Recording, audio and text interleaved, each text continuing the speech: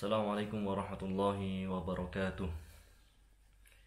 Alhamdulillahi rabbil alamin, wa afdalus salati wa atammu taslimi ala sayyidina Muhammadin wa ala alihi wa ashabihi wa man tabi'ahum bi ihsanin ila yaumiddin, amma ba'd. Rabbi shrah li sadri wa yassir li amri wahlul 'uqdatam min lisani yafqahu qawli.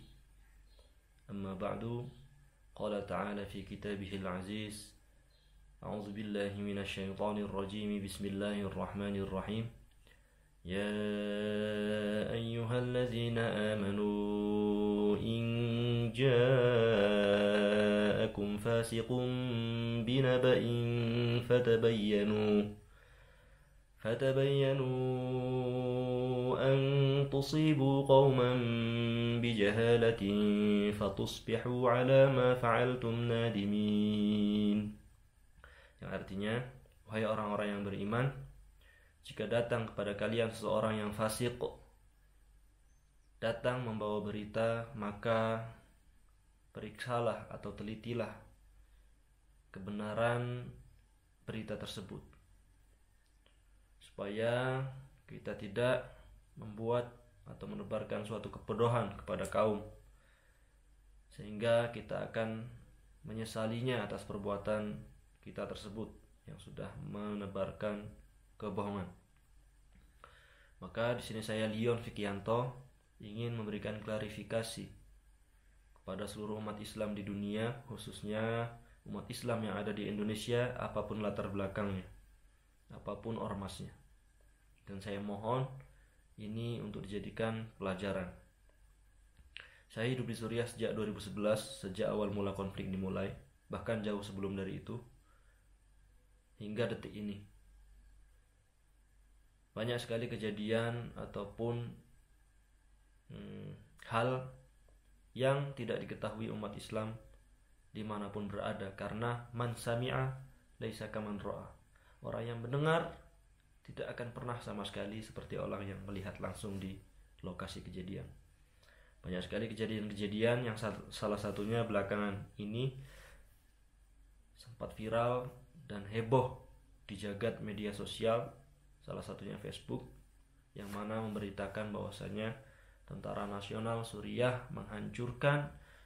mencuri jasad Khalifah Al-Adil, atau yang dalam bahasa Arab sering disebut dengan Khamis Khulafaur Rasyidin, yaitu karena keadilannya, karena tidak adanya kemiskinannya, sehingga beliau Umar bin Abdul Aziz itu dijuluki sebagai Khalifah kelima Khulafaur Rasyidin radhiyallahu anhu. Jadi berita yang viral, nanti saya perlihatkan video di sekarang ini, berdurasi 40 detik lamanya. Yang pertama, kita tidak mengetahui siapa pelaku yang sedang merekam video tersebut dalam keadaan makam tidak terawat. Itu pertama.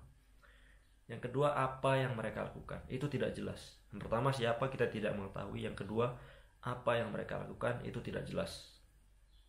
Hingga 40 detik itu membuat kemarahan seluruh umat Islam di dunia. Dan di video tidak diterangkan apakah makam benar-benar dibongkar dan diambil jasadnya lalu dijual dan lain sebagainya, sehingga beberapa kali inbox berdatangan ke Facebook saya, ke Instagram saya, dan saya tidak langsung bisa menjawab apakah berita tersebut benar, apakah berita tersebut 100% pemerintah Suriah atau Tentara Nasional Suriah yang melakukan. Hingga pada akhirnya beberapa hari yang lalu Kementerian Agama Suriah memberikan klarifikasi, dan lalu saya menerjemahkan di laman FB saya Leon Fikianto, dan saya sebarkan di Indonesia. Namun dengan seperti itu masih belum cukup untuk memberikan klarifikasi kepada para kaum radikal yang sebut saja mereka jamaah Salafi Wahabi yang ekstrim, dan mereka tidak terima, bahkan menjuluki saya sebagai Syiah liberal ataupun bahasa-bahasa lainnya yang mana kita sering dianggap murtad dari Islam, karena Syiah bagi mereka sudah kafir. Saya sendiri ingin memberikan klarifikasi, saya di sini Sunni, 75% rakyat dan tentara nasional Suriah adalah berhaluan atau berakidahkan Ahlus Sunnah wal Jamaah dari segi akidah Asy'ariyah atau Maturidiyah, dan dari segi fikih mereka berpaham atau menganut faham Syafi'i dan faham Hanafi. Lalu sisanya itu terbagi-bagi dari berbagai sekte seperti Ortodoks Kristen, ada Druze, dan dari Syiah pun ada, namun sangat minim sekali ya perbandingannya. Sunni masih tetap mendominasi. Sehingga di Suriah bukan kali ini saja terjadi berita pengerusakan atau penghancuran makam. Justru seperti rekan-rekan sekalian yang ketahui, kelompok mereka lah yang suka menghancurkan makam-makam sahabat, makam-makam para wali Allah, makam-makam ulama besar yang mana sudah memberikan kita ajaran atau faham dari segi fikih, seperti Imam Nawawi misalnya, makamnya diledakkan dan dihancurkan tanpa sedikit pun sisa. Makamnya sahabat Nabi yang dijuluki oleh Rasulullah pedangnya Allah, Saifullahil Maslul, Khalid ibn Walid, makamnya anaknya Umar bin Khattab, dan masih banyak sekali lainnya. Jadi konflik selalu menyisakan derita, baik orang yang hidup ataupun yang sudah dimakamkan. Khalifah Umar bin Abdul Aziz itu terletak di kota Diyarbakir, Ma'arad Nu'man, kota Idlib, Suriah yang berbatasan dengan Turki.